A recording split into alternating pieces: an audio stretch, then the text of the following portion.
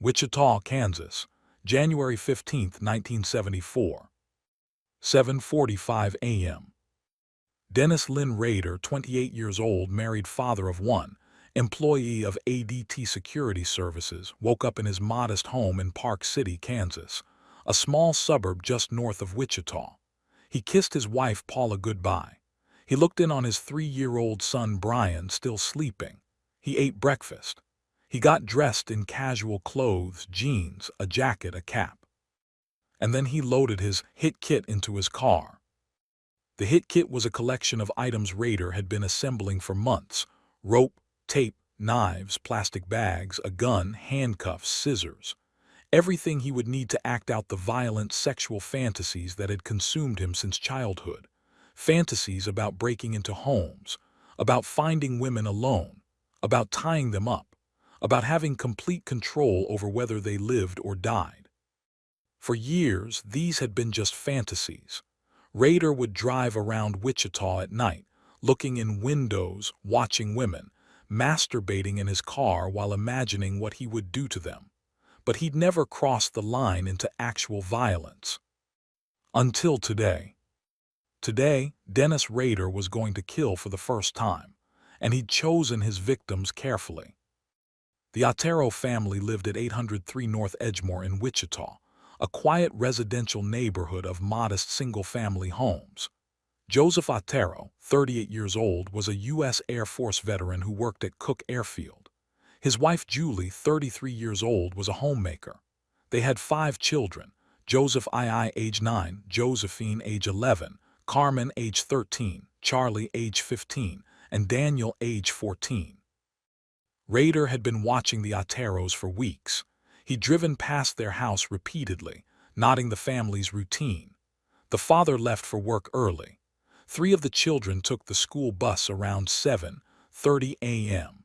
That would leave the mother, the 9-year-old boy, and the 11-year-old girl home alone for at least 30 minutes before anyone would check on them. 30 minutes was all Rader needed. At 8:00 a.m. on January 15th, Rader parked his car several blocks from the Otero house and walked through the neighborhood carrying his hit kit in a duffel bag. He wore gloves. He walked casually, like a repairman or deliveryman, not drawing attention. He approached the Otero house from the back, through an alley. The back door was unlocked. Rader would later say he was prepared to cut the phone lines and break a window if necessary, but the unlocked door made entry easy. He walked into the kitchen at approximately 8:05 a.m. Julie Otero was in the kitchen preparing breakfast. She saw a strange man walk through her back door carrying a bag. Before she could scream, Rader pulled out a gun, a .22 caliber pistol, and pointed it at her.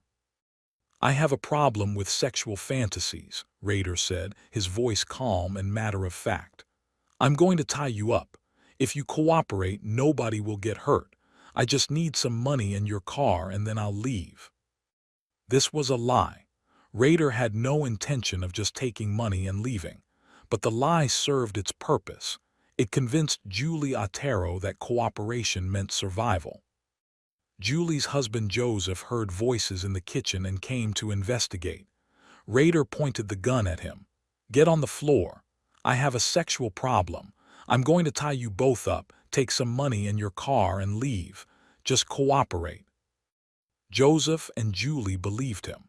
They lay face down on the kitchen floor while Rader pulled rope from his bag and began tying their hands behind their backs.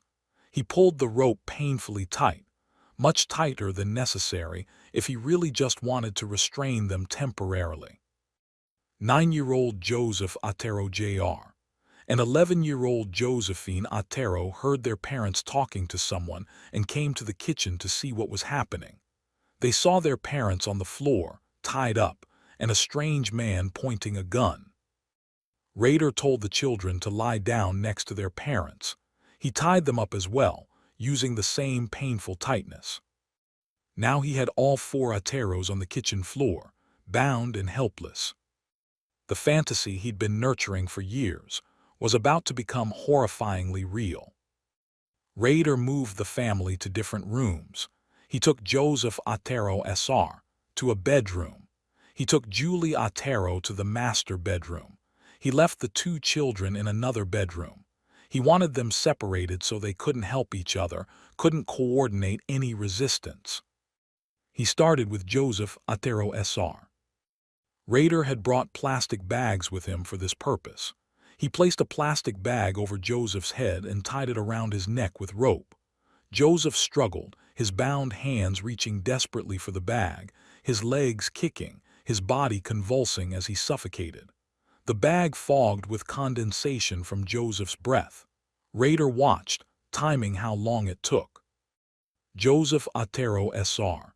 died from asphyxiation after approximately 3 to 4 minutes of struggling. His body went limp. The bag stopped fogging. Rader removed the bag and checked for a pulse. Dead.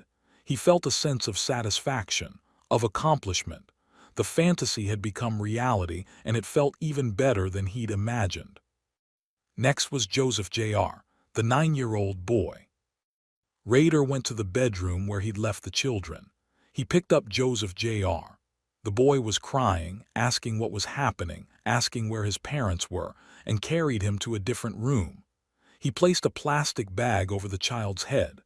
The boy struggled desperately, his small body thrashing, his muffled screams barely audible through the plastic.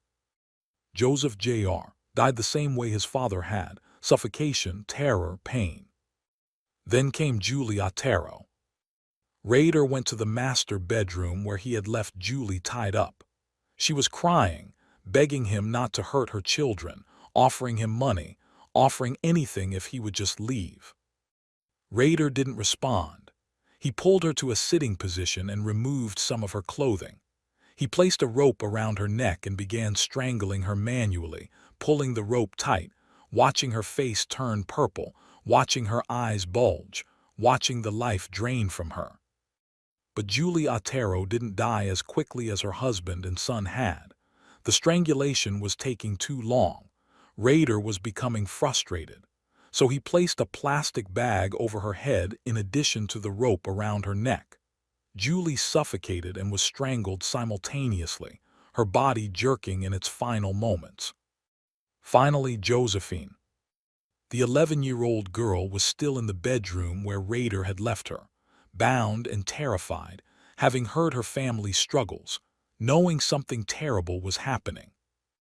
Rader led Josephine to the basement. He tied a rope around her neck, threw the rope over an exposed pipe in the basement ceiling, and hanged her.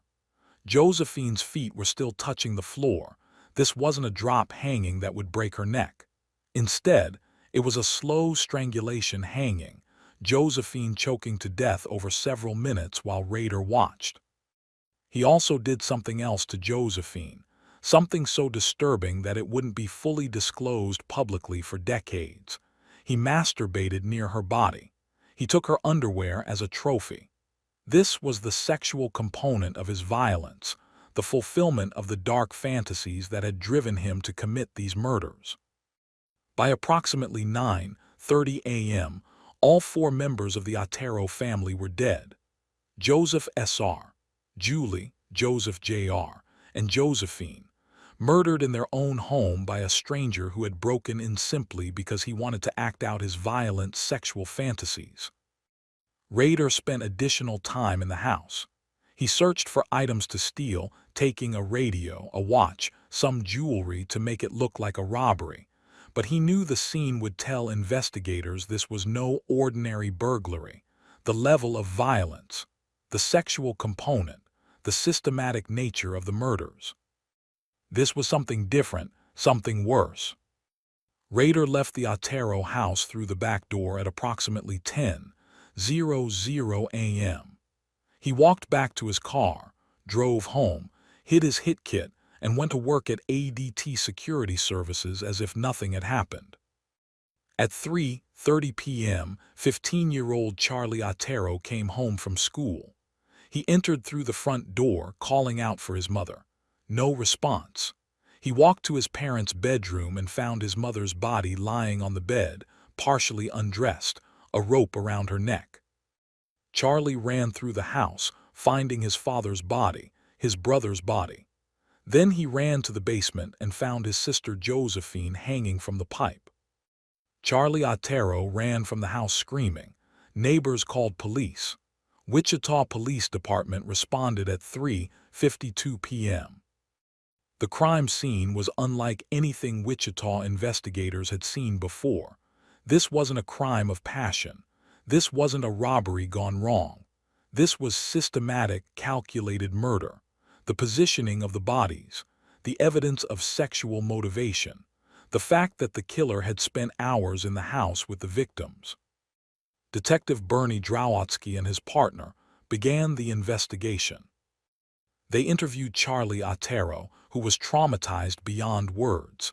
They interviewed the other Otero children, Carmen and Daniel, who had been at school during the murders. They interviewed neighbors who said they hadn't seen or heard anything unusual that morning. They processed the crime scene for evidence, finding rope and cord matching material from the Otero home, possible semen stains later confirmed through DNA testing, partial shoe prints, and no clear fingerprints. The killer had worn gloves. The investigation began with few leads. No witnesses had seen anyone entering or leaving the Otero house. No unusual vehicles had been noted in the neighborhood. The killer had been careful, methodical, organized. The Wichita community was horrified. 4 members of one family, including 2 children, murdered in their home during the morning hours. If this could happen to the Oteros, it could happen to anyone. But even as fear spread through Wichita, Dennis Rader was already planning his next attack. The Otero murders had exceeded his expectations. The sense of power, the control, the sexual satisfaction he derived from the killings. He was already thinking about victim number 5. The Otero murders remained unsolved through the spring and summer of 1974. Detective Drowatsky followed every lead, interviewed hundreds of people, but couldn't identify a suspect. The case began to go cold. Then, on October 22, 1974, 9 months after the murders, an employee at the Wichita Public Library found an envelope hidden inside an engineering textbook on a shelf. The envelope was addressed to the Wichita Eagle newspaper. The library employee opened the envelope and found a letter, a confession letter, from the person who had murdered the Otero family. The letter was handwritten in neat, precise printing. It read, "I write this letter to you for the sake of the taxpayer as well as your time. Those 3 dudes you have in custody are just talking to get publicity for the Otero murders. They know nothing at all. I did it by myself and with no one's help. There has been no talk either. Let's put it straight." The letter then described details of the Otero murders that only the killer and police would know. The specific way the victims were bound, the placement of the bodies, the items that were taken from the house. But the most chilling part of the letter came at the end. The code words for me will be, bind them, torture them, kill them, BTK. You see, he added again. They will be on the next victim. BTK, bind, torture, kill. The killer had given himself a name, a signature, an identity. The letter also revealed disturbing insights into the killer's psychology. He wrote, "I find that the woman's undergarments very satisfaction. I think what the victims wore add more to the sex of the trip of murder.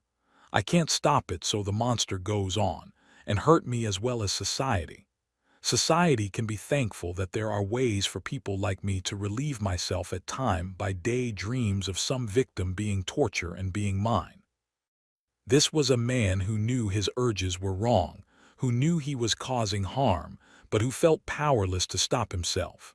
Or perhaps more accurately, who didn't want to stop himself. The Wichita Eagle published the letter, or at least portions of it. The full letter was too graphic, too disturbing to print in its entirety. But the revelation that the Otero killer was claiming responsibility and threatening more murders sent Wichita into a new wave of panic.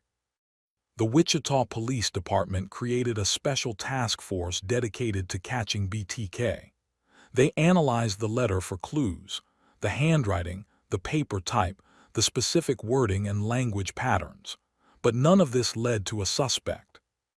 Dennis Rader, meanwhile, was thrilled that his letter had made the news. He'd been frustrated that the Otero case wasn't getting enough media attention, that people seemed to be moving on. The letter reminded everyone that BTK was still out there, still watching, still planning. 3 months after the Otero murders, on April 4, 1974, BTK struck again. Though this attack would differ significantly from the first and would nearly result in his capture. Kathy Bright, 21 years old, worked as a secretary at Coleman Outdoor Products in Wichita. She lived alone in an apartment, but was house-sitting for her brother Kevin Bright at his home at 3217 East 13th Street. On April 4th, Kathy and her brother Kevin were at Kevin's house in the late afternoon. Kevin had just arrived home, and Kathy was preparing to leave. At approximately 5:00 p.m., Dennis Rader broke into the house through a back door. He had been stalking a different woman in the neighborhood but had lost track of her. When he saw Kevin's house, he decided to improvise. Rader was waiting inside when Kathy and Kevin entered. He confronted them with his gun, told them he was a wanted fugitive who needed money and their car, and ordered them to the bedroom where he began tying them up. But this time, things didn't go according to plan.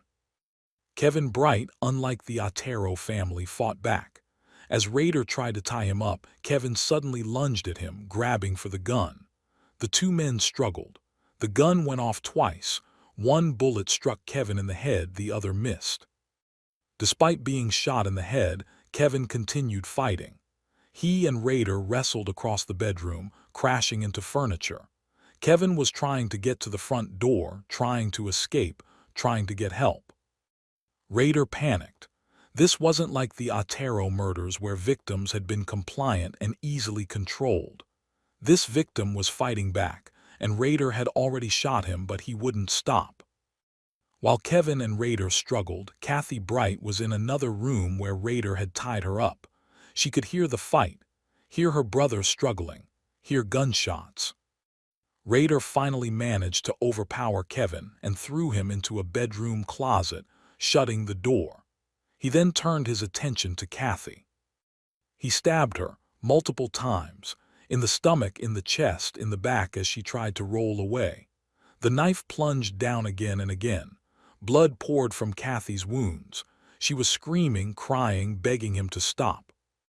Rader stabbed her 11 times before she finally went silent. Then he heard sounds from the closet. Kevin Bright, shot in the head, locked in a closet, was still alive and was trying to break out. Rader fled. He ran from the house, got in his car and drove away, leaving his hit kit behind in his panic. Kevin Bright managed to break out of the closet. He stumbled to the bedroom where his sister lay in a pool of blood. She was still breathing but barely conscious. Kevin, despite his own gunshot wound to the head, called 911 and then tried to provide first aid to his sister. Police and ambulances arrived within minutes. Both Kevin and Kathy were rushed to Wesley Medical Center. Kevin Bright survived. The bullet had entered his skull but had somehow missed critical brain structures. He underwent emergency surgery and would eventually make a full recovery. He would become a key witness, able to provide a description of BTK. Kathy Bright died at the hospital at approximately 9:00 p.m. She had lost too much blood from 11 stab wounds. Despite doctors' best efforts, they couldn't save her. The Bright crime scene provided investigators with crucial evidence. Rader had left his hit kit behind in his panicked flight, a bag containing rope, cord, tape, handcuffs, and other items. This gave investigators physical evidence to analyze and potentially match to future crimes. Kevin Bright's description of the attacker was consistent with what would become the standard BTK description. White male, approximately 510, tall, stocky build, dark hair, wearing glasses. But even with this evidence and eyewitness testimony, police couldn't identify a suspect. The hit kit contained no fingerprints. Rader had worn gloves. The description matched thousands of men in Wichita. The attack seemed random, with no connection between the victims and any known suspects.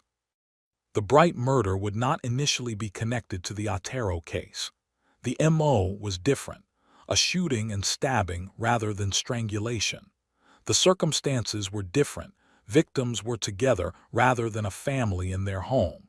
It would be years before investigators realized BTK was responsible for both crimes. After the Catherine Bright murder, BTK went quiet. No more murders, no more letters, just silence.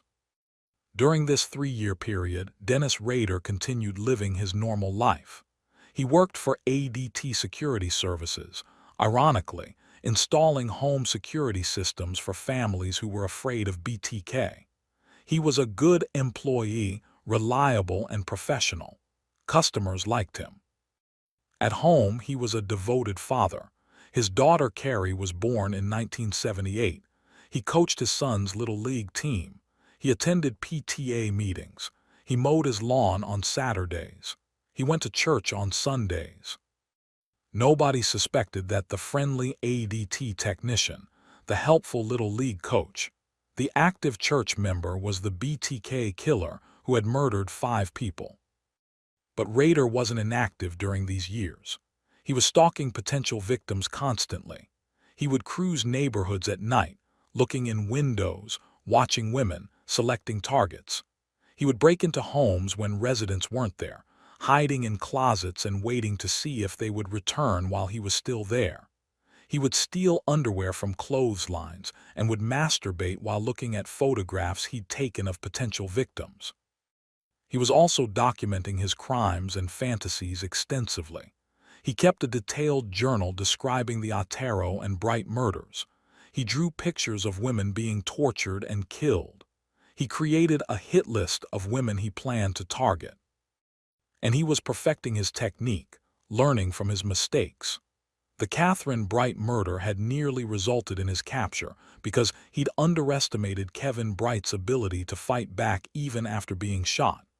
Rader decided that in future attacks, he would target victims who were alone, who couldn't help each other resist.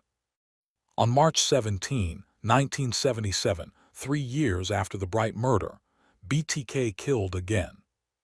Shirley Vian Rilford, 24 years old, was a young mother living at 1311 South Hydraulic Avenue in Wichita with her 3 young children, Stephen, age 7, Stephanie, age 6, and Bud, age 5.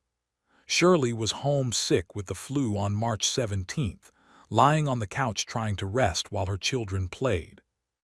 At approximately 11:00 a.m., there was a knock at the door. Shirley answered and found a man standing on her porch claiming to be a private detective investigating a suspicious person in the neighborhood. He showed her what appeared to be identification, actually just a picture glued to cardboard. Shirley let him in. Once inside, Rader pulled out a gun and told Shirley he was a wanted fugitive who needed food and money. He ordered her to the bedroom. Shirley begged him not to hurt her children. Rader told her the children would be fine if she cooperated. He locked the 3 children in a bathroom with toys and told them to play quietly. Then Rader returned to the bedroom where Shirley was waiting. He began tying her up. Shirley, sick with the flu and terrified for her children, didn't resist. Rader strangled Shirley Vian with a rope. She struggled desperately, her bound hands reaching for the rope around her neck, her body thrashing. Her children were 20 feet away, locked in the bathroom, playing with toys, completely unaware their mother was being murdered. Shirley died from strangulation after approximately 5 minutes. Rader took her underwear as a trophy. He left the house, walking calmly past neighbors who later said they'd seen a man leaving but hadn't thought anything of it. Shirley's children remained locked in the bathroom for approximately 30 minutes after Rader left, playing quietly as he'd ordered them to.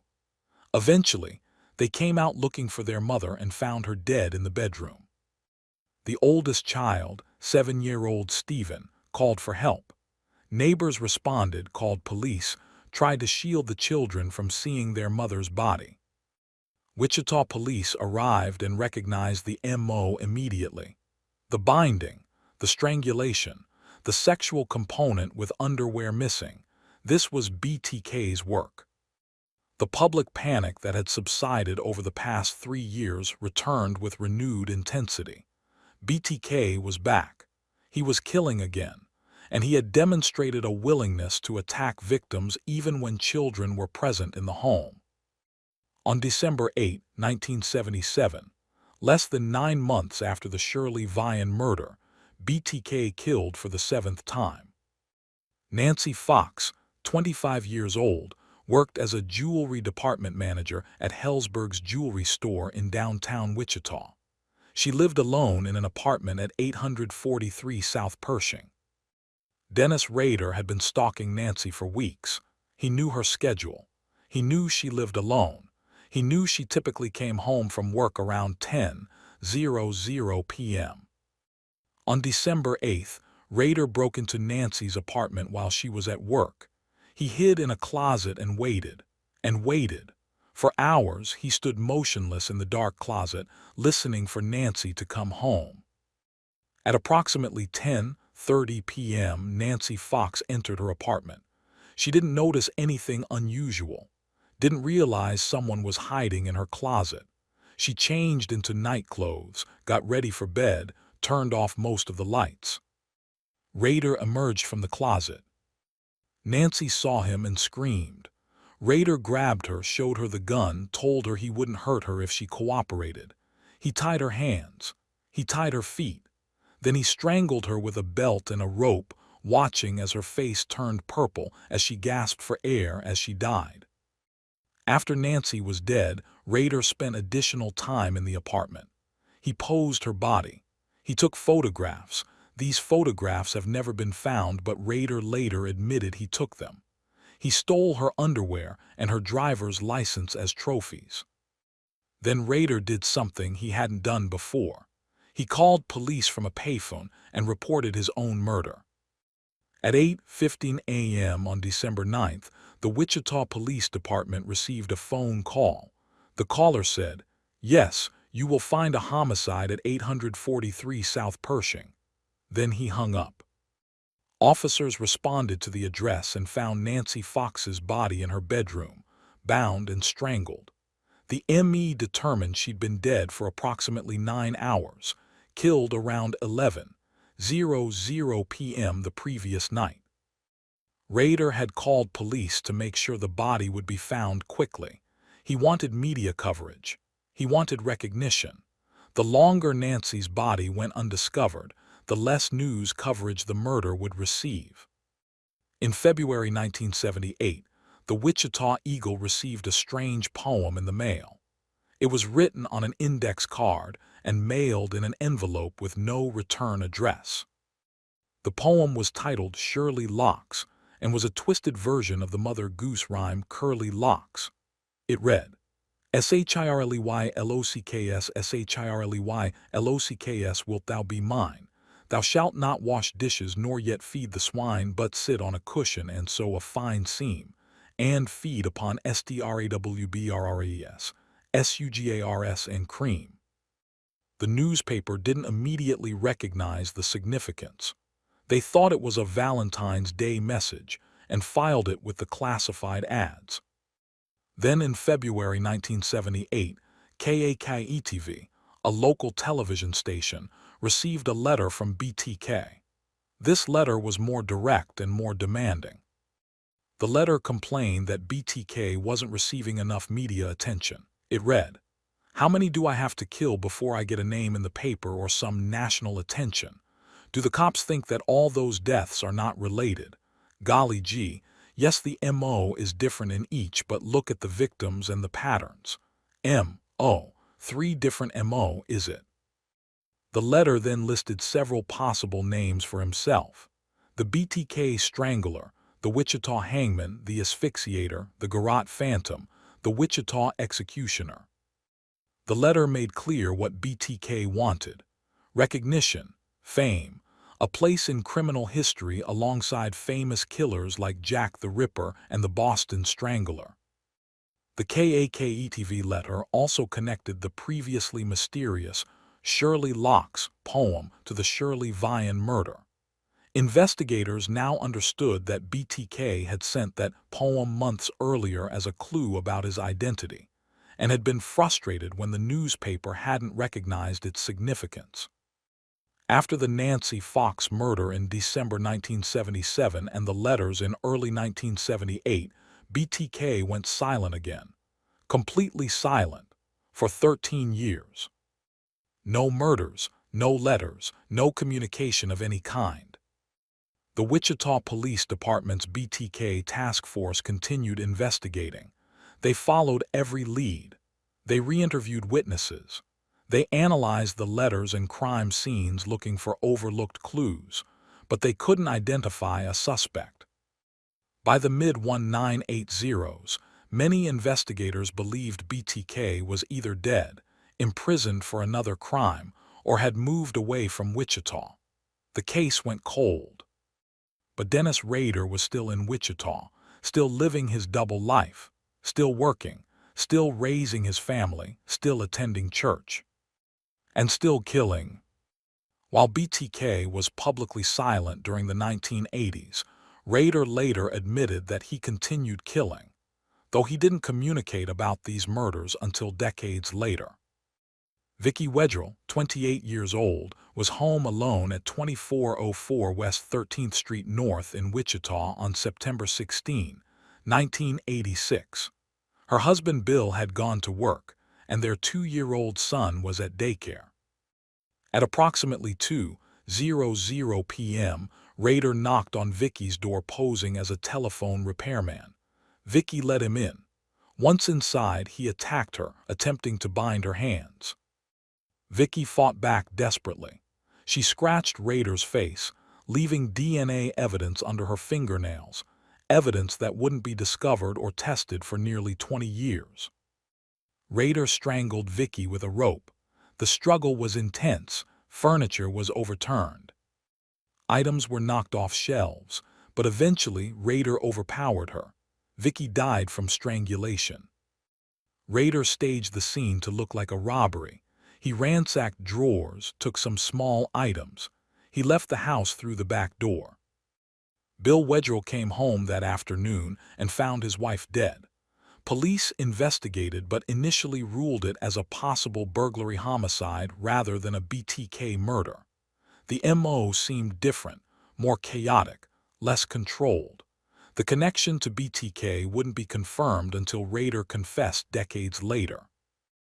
Dolores Davis, 62 years old, lived alone at 6226 North Hillside in Park City on January 19, 1991, the same suburb where Dennis Rader lived. Dolly was a recent widow who enjoyed playing bridge with friends and was active in her church. On January 19, 1991, Rader broke into Dolly's home while she was out. He hid and waited for her to return, a tactic he'd used before with Nancy Fox. When Dolly arrived home, Rader confronted her. He tied her up with pantyhose and placed a mask over her face. He threw her in the trunk of her own car and drove to a remote location under a bridge near Park City. At this location, Rader strangled Dolores Davis to death. He then dumped her body under the bridge and drove her car back near her house, abandoning it. Dolly's body wasn't discovered until January 29, 1991, 10 days after her murder.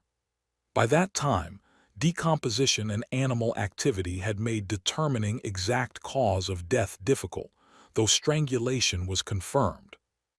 Rader kept Dolly's driver's license as a trophy. He also took photographs of her body, photographs that were later found on a computer disk he sent to police in 2005. The Dolores-Davis murder was particularly cold-blooded. Unlike his other victims who were young women, Dolly was an elderly woman living alone. Rader had no sexual interest in her. This murder was purely about the act of killing, about maintaining his identity as BTK. After murdering Dolores-Davis, Rader went silent again, this time for 13 years. During the 1990s and early 2000s, Dennis Rader lived what appeared to be a completely normal, unremarkable life. He worked as a compliance officer for Park City, Kansas, essentially a code enforcement officer who cited residents for violations like overgrown lawns, barking dogs, and parking violations. He was known for being strict, even petty, about enforcement. Residents called him a little Hitler because of his rigid interpretation of city codes. But this rigid, controlling behavior at work was a manifestation of the same personality traits that drove his murders. Rader needed to feel powerful, needed to control others, needed to enforce his will on people. At home, he was dad. His son Brian and daughter Carrie were both teenagers and then adults during this period. Rader coached Brian's baseball teams. He attended Carrie's school events. He walked her down the aisle at her wedding.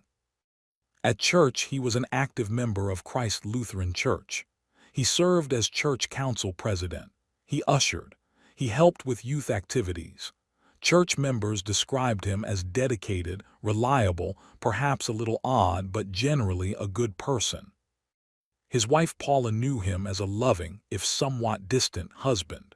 She had no idea about his dark side, no idea about the violent sexual fantasies, no idea about the murders. No one suspected Dennis Rader of being BTK. Why would they? He was too normal, too boring, too ordinary. This is one of the most disturbing aspects of the BTK case. Rader wasn't a loner living on society's margins. He wasn't obviously disturbed or threatening. He was the epitome of a normal suburban family man. Serial killers like Ted Bundy or John Wayne Gacy had shown that monsters could wear charming masks. But Rader's mask was even more effective because it wasn't charming, it was merely ordinary. He was forgettable, unremarkable, the kind of person you wouldn't notice. And that made him all the more dangerous. In January 2004, the Wichita Eagle published a feature article about the BTK case to mark the 30th anniversary of the Otero murders. The article speculated about what might have happened to BTK. Was he dead? In prison? Had he moved away? Dennis Rader read this article and became angry. How dare they suggest he was dead or gone? How dare they forget about him? He was still here. Still the same person who had terrorized Wichita for years. Rader decided it was time to remind everyone that BTK was still around. Time to reclaim his place in the public consciousness. On March 19, 2004, the Wichita Eagle received a letter in the mail. Inside the envelope were several items. A copy of Vicki Wedrell's driver's license stolen when she was murdered in 1986, photographs of Vicki Wedrell's body at the crime scene, and a letter signed, Bill Thomas Killman, BTK, Bill Thomas Killman.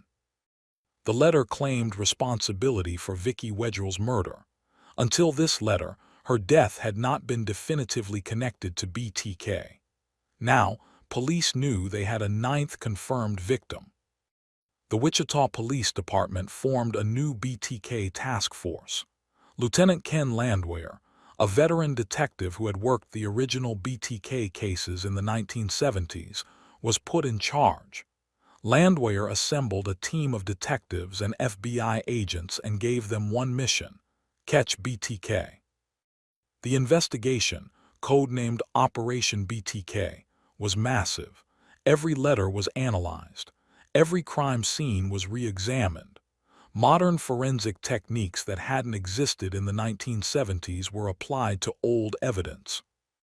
But most importantly, Landwehr made a strategic decision. Rather than just investigating quietly, he would engage BTK publicly through the media.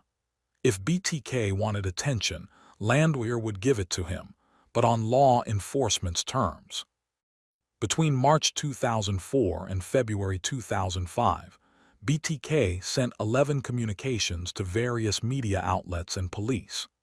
These communications provided investigators with crucial evidence, but also showed BTK's growing confidence and his fatal arrogance. In May 2004, a package left at a UPS drop box contained a word puzzle and dolls positioned to represent murder victims. In June 2004, a letter sent to KAKE-TV contained a chapter list for a proposed autobiography and photographs. In July 2004, a package contained items from Nancy Fox's apartment and information about the 1977 murder. In October 2004, a package contained Dolores Davis's driver's license, photographs of her body, and a necklace Rader had taken from her home. Each communication was carefully analyzed by the BTK task force. The packages provided physical evidence, DNA from saliva on stamps and envelopes. The letters provided handwriting samples. The contents revealed information about Rader's psychology and methods. But Rader was making a critical error. He was communicating too much. Each letter, each package, each communication gave investigators more evidence, more data points to analyze. In December 2004, a package contained a PJ mask and detailed descriptions of planned future murders. Then came the communication that would prove fatal to Rader's freedom. In late 2004, BTK sent a letter asking police a specific question. If he sent them a floppy disk, could the disk be traced back to him? Lieutenant Landwehr saw an opportunity. He responded through a classified ad in the Wichita Eagle, knowing BTK read the paper obsessively. "Rex, it will be okay." This was a lie. A floppy disk absolutely could be traced, but Landwehr was gambling that BTK's narcissism and his desperate need for attention would override any caution. The gamble worked. On February 16, 2005, a package left at a Home Depot contained a purple floppy disk. Investigators retrieved the disk and brought it to the task force. Detective Randy Stone, the team's computer forensics expert, examined the disk. The disk contained a deleted Microsoft Word document. Stone recovered the deleted file using forensic software. The document was a simple message from BTK, but the document's metadata, the hidden information embedded in all computer files, told a different story. The metadata revealed that the document was last modified by a user named Dennis, and the document had been created at Christ Lutheran Church. Within seconds, Stone did a Google search. Christ Lutheran Church, Wichita, Kansas. The church's website appeared, listed as Church Council President Dennis Rader. After 31 years, BTK had finally made the mistake that would lead to his capture. The BTK task force now had a name, Dennis Rader, but they needed to be absolutely certain before making an arrest. They needed conclusive proof. Investigators ran Rader's name through databases. He had no criminal record, no history of violence. He worked for the city. He was married with 2 adult children. He was active in his church. He seemed like an impossible suspect, too normal, too unremarkable. But the metadata didn't lie. The file had been created by Dennis at Rader's church. Investigators began 24-hour surveillance of Rader. They followed him to work, to the grocery store, to church. They monitored his movements, looking for any indication that he suspected he was being watched. Rader appeared completely oblivious. He went about his normal routine, completely unaware that police were closing in. The task force needed DNA evidence to confirm Rader was BTK. Semen samples had been recovered from the Otero and Wedgell crime scenes. If they could obtain Rader's DNA and match it to the crime scene samples, they'd have definitive proof. But getting a DNA sample without alerting Rader was challenging. They couldn't simply ask him to provide one. That would tip him off.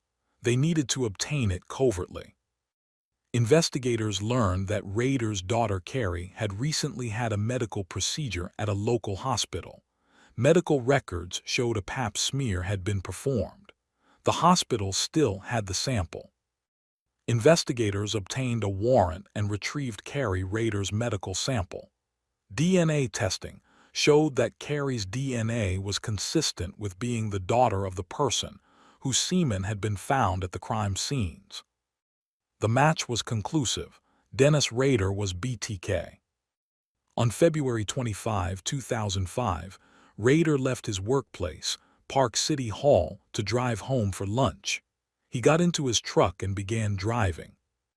Police cars surrounded him, pulling him over on a residential street. Officers approached with guns drawn. Rader was ordered out of the vehicle. "Is this about the compliance officer thing?" Rader asked, apparently thinking he was being arrested for something related to his code enforcement work. "No, Mr. Rader," one officer said. "This is about something else." Dennis Rader was handcuffed, read his Miranda rights, and transported to the Wichita Police Department. The BTK killer had been caught. At the police station, Rader was placed in an interrogation room. Lieutenant Ken Landwehr and FBI Special Agent Ray London entered to conduct the interview. Rader immediately asked, "Can you tell me what this is about?" Landwehr laid out the evidence: the floppy disk metadata, the DNA match, the surveillance footage. Rader sat silently for several moments. Then he said, "Okay, it's me, I did it."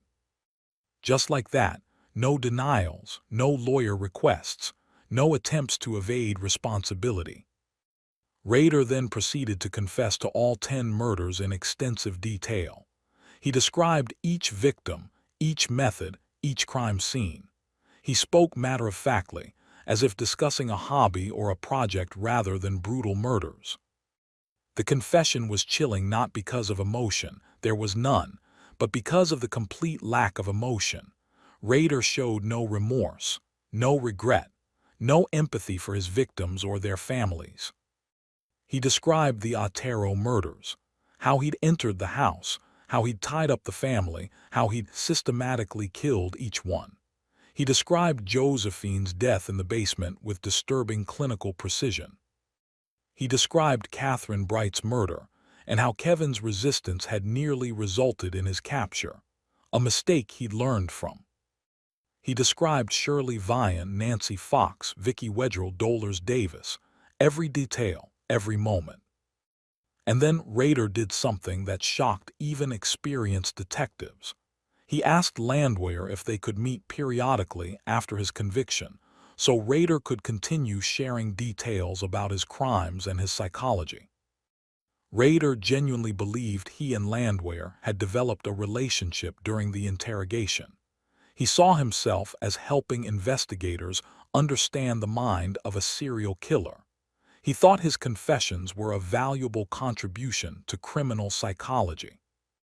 This delusion, this narcissistic belief that his crimes had value beyond the horror they created, would characterize all of Rader's subsequent behavior. Dennis Rader's trial began on June 27, 2005, in Sedgwick County District Court. Judge Gregory Waller presided. Rader pleaded guilty to 10 counts of first-degree murder. By pleading guilty, he avoided a jury trial and the possibility of the death penalty. Kansas had reinstated the death penalty in 1994, but it couldn't be applied to crimes committed before that date. The guilty plea hearing was unusual. Normally, defendants plead guilty and accept their punishment quickly, but Rader insisted on describing each murder in detail in open court. For 7 hours, Rader testified about his crimes. He described methods, victims, crime scenes. He used a PowerPoint presentation, which he had created himself, to illustrate his testimony.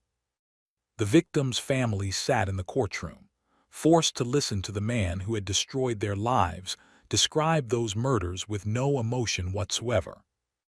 The sentencing hearing occurred on August 17 and 18, 2005. Victims' family members gave impact statements. Charlie Otero, who had found his family murdered in 1974, described the trauma of that discovery and the 31 years of waiting for justice. Steve Ford, son of Shirley Vian, described growing up without his mother and the guilt he felt about being locked in the bathroom while she was killed. Beverly Plapp, mother of Nancy Fox, described the pain of losing her daughter and the horror of knowing her killer had been free for decades.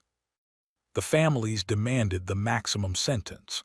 They wanted Rader to spend the rest of his life in prison with no possibility of parole. Judge Waller agreed.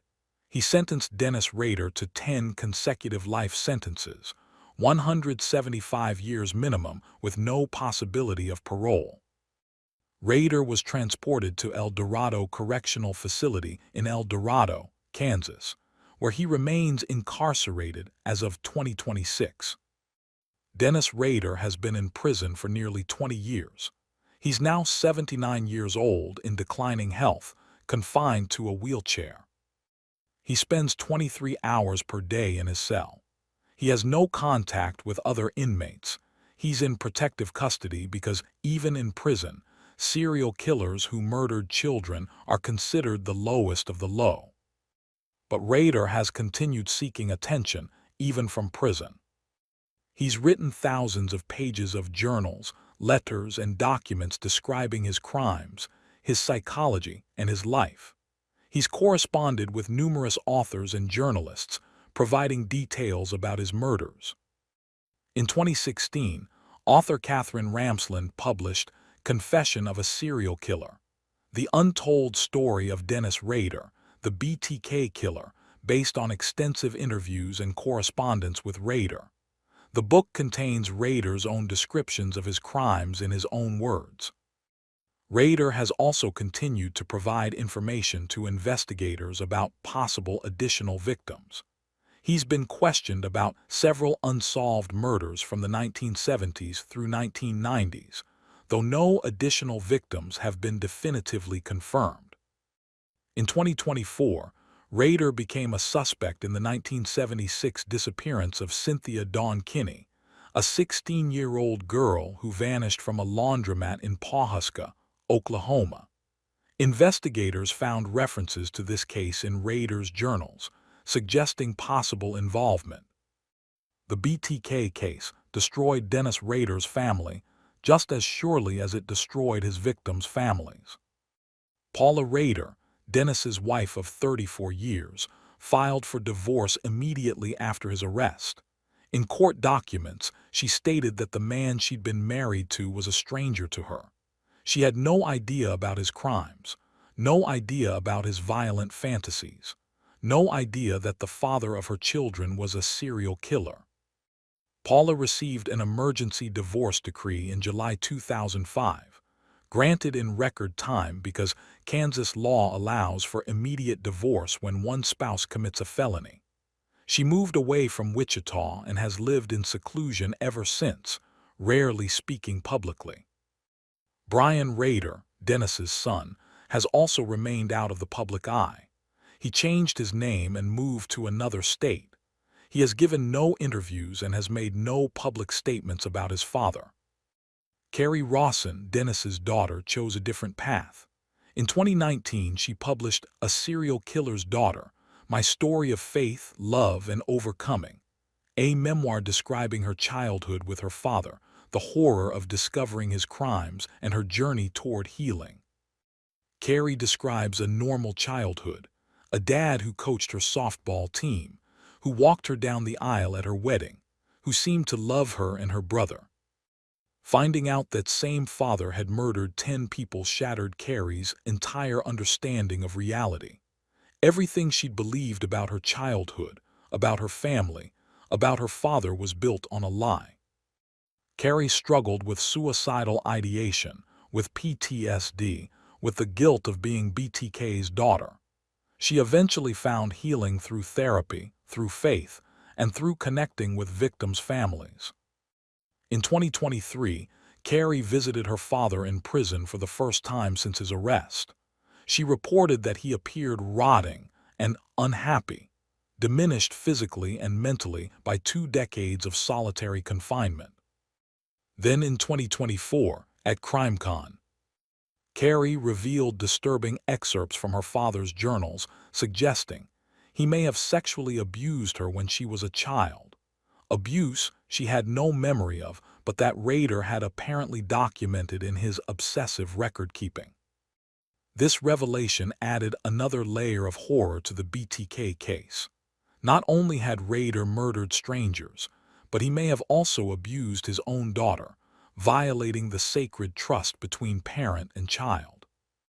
Dennis Rader represents one of the most studied serial killers in criminal psychology. His case provides unique insights into how someone can maintain a double life for decades. Rader exhibits classic psychopathic traits: complete lack of empathy for victims, superficial charm and ability to blend into society, narcissism and need for recognition, meticulous planning and organization, and ability to compartmentalize his violent side from his normal life. Rader's murders were driven by sexual fantasies involving bondage, torture, and control. He derived sexual pleasure from the suffering and death of his victims.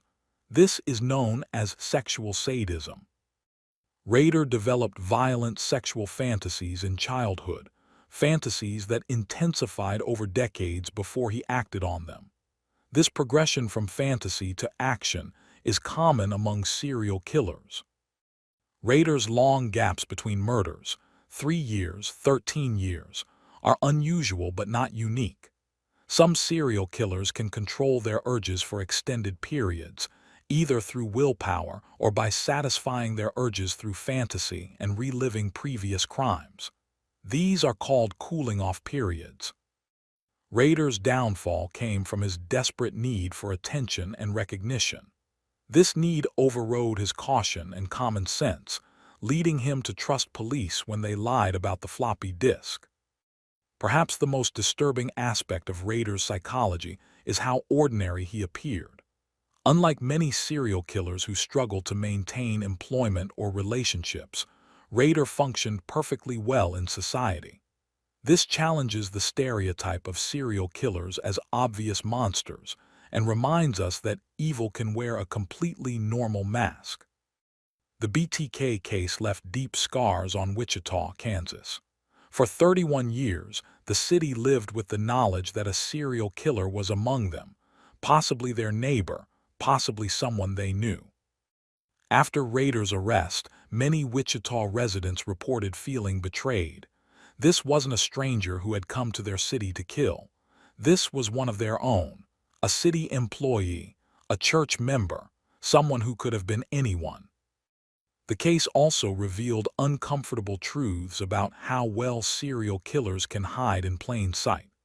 Hundreds of people had interacted with Dennis Rader over the years, as an ADT security installer, as a compliance officer, as a fellow church member, and nobody had suspected anything.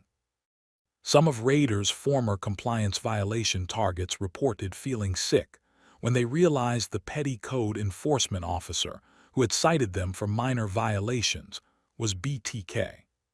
The power trip he took from citing people for overgrown grass or barking dogs was a manifestation of the same need for control that drove his murders. The Christ Lutheran Church, where Rader had been so active, struggled with the revelation that their council president was a serial killer. How could they have not known? How could evil have infiltrated their congregation so completely?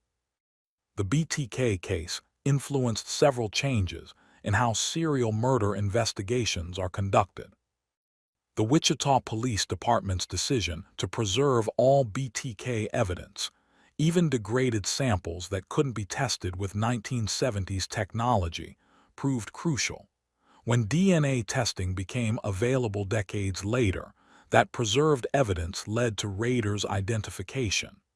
This emphasized the importance of preserving evidence. Lieutenant Landwehr's decision to engage BTK through media rather than maintaining complete silence was controversial but effective. By giving BTK the attention he craved on police terms, Landwehr kept him communicating, which eventually led to the floppy disk mistake. This showed the value of media engagement as an investigative tool. The BTK case demonstrated the critical importance of computer forensics. The metadata on the floppy disk, hidden information that Rader didn't realize existed, provided the break that solved the case. The BTK case showed that cold cases can be solved decades later with persistence and new technology. Detectives who never gave up on the case, who preserved evidence, who followed every lead, eventually succeeded. This reinforced the value of long-term investigation. A disturbing question that some have asked: if Dennis Rader were somehow released from prison today, would he kill again? Rader himself has suggested he would. In prison interviews, he stated that his urges haven't diminished, that he still has violent sexual fantasies, that he would likely reoffend if given the opportunity. This is unusual among serial killers. Many claim in hindsight that they regret their crimes or that they've changed. Rader makes no such claims. He's honest, perhaps chillingly so, about his ongoing sadistic urges. This candor has made Rader valuable to criminal psychologists studying serial murder. Unlike many killers who lie or minimize their crimes, Rader provides detailed, accurate information about his psychology and methods. But it also makes him particularly dangerous and ensures he'll never be released. Rader will die in prison. There's no possibility of parole, no chance of clemency. One of the lingering questions about BTK: did he kill more than the 10 confirmed victims? Rader has hinted at additional victims, but has never definitively confessed to more murders. Investigators have examined numerous unsolved cases from the 1970s through 1990s, looking for possible BTK connections. In 1976, Cynthia Dawn Kinney, a 16-year-old, disappeared from a laundromat in Pawhuska, Oklahoma. Rader's journals contained references suggesting possible involvement. Investigation is ongoing. In 1990, Shauna Bate Garber, a 22-year-old, was murdered in her Wichita apartment. There were similarities to BTK's MO, but it was never definitively linked. Rader admitted to breaking into dozens of homes where he didn't kill anyone. Sometimes he would just hide and watch. Sometimes he would steal underwear. Sometimes potential victims returned home at unexpected times, and he had to flee. The reality is that Rader probably killed more than 10 people, but fewer than the dozens some have speculated about. A reasonable estimate might be 12 to 15 victims over his 3-decade killing spree. But unless Rader provides additional confessions, and unless evidence can corroborate those confessions, the official victim count remains 10. The BTK case forces us to confront an uncomfortable truth.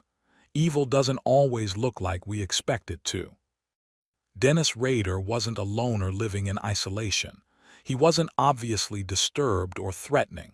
He was ordinary. He was boring. He was the kind of person you wouldn't remember meeting. He was a husband, a father, a church leader, a Boy Scout troop leader, a city employee. He installed security systems to protect families from criminals while planning to murder those same families.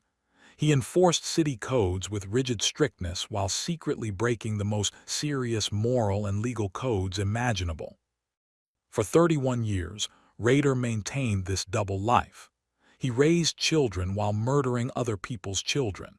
He celebrated holidays with his family while keeping trophies from his victims. He attended church on Sundays while harboring the darkest fantasies imaginable. This duality, this ability to completely compartmentalize normal life from violent crimes, is perhaps the most disturbing aspect of the BTK case. It reminds us that serial killers don't always fit the profile we expect. They don't always struggle to maintain relationships or employment. They don't always stand out as odd or suspicious. Sometimes the monster is the friendly neighbor who waves hello every morning, the helpful coworker who brings donuts to the office, the dedicated church member who never misses a service. Sometimes evil hides in plain sight, wearing the mask of normalcy so convincingly that nobody suspects the truth. The victims we remember: Joseph Otero, 38 years old, Air Force veteran, devoted father, murdered in his own home trying to protect his family. Julie Otero, 33 years old, mother of 5, murdered while her children waited in another room. Joseph Otero Jr., 9 years old, a child whose life had barely begun before it was stolen. Josephine Otero, 11 years old, a little girl who should have grown up, gotten married, had children of her own. Catherine Bright, 21 years old, secretary, daughter, sister who fought desperately for her life. Shirley Vian Rilford, 24 years old, young mother sick with the flu, murdered while her 3 small children were locked in a bathroom. Nancy Fox, 25 years old, jewelry department manager, living independently, looking forward to Christmas with her family. Maureen Hedge, 53 years old, Rader's neighbor, murdered in her own home just blocks from where Rader lived. Vicki Wedgell, 28 years old, mother of a toddler, murdered in her home in the middle of the afternoon. Dolores Davis, 62 years old, recent widow, enjoying retirement, active in her church community. 10 lives, 10 families destroyed, countless others traumatized, children who found bodies, surviving family members who lived with grief and unanswered questions for decades, a community that lived in fear for 31 years. And one man, Dennis Rader, BTK, the killer who bound, tortured, and killed 10 innocent people to satisfy his sadistic urges. He's in prison now, 79 years old, in declining health, confined to a wheelchair, spending 23 hours per day in a cell with no hope of freedom, no possibility of parole. He'll die in prison, alone, forgotten except as a cautionary tale about how